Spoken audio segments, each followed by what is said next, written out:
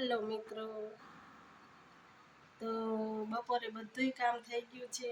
બધા કામ ઉપર વયા ગયા છે, નોકરી ઉપર વયા ગયા છે અને બધું કામ પૂરું થઈ ગયું છે. કચરા પોતા, વાસણ, કપડાં અને સરસ ઘર પણ બનાવીને ચોખ્ખું કરી રાખ્યું છે.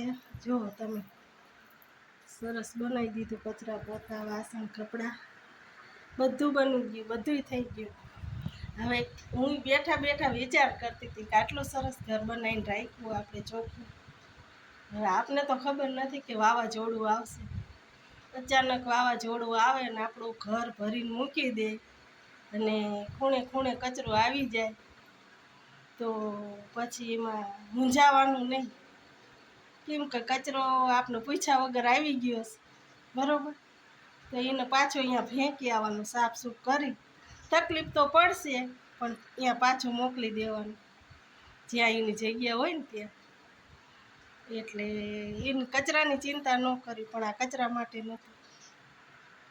સમજાય એને અંદર.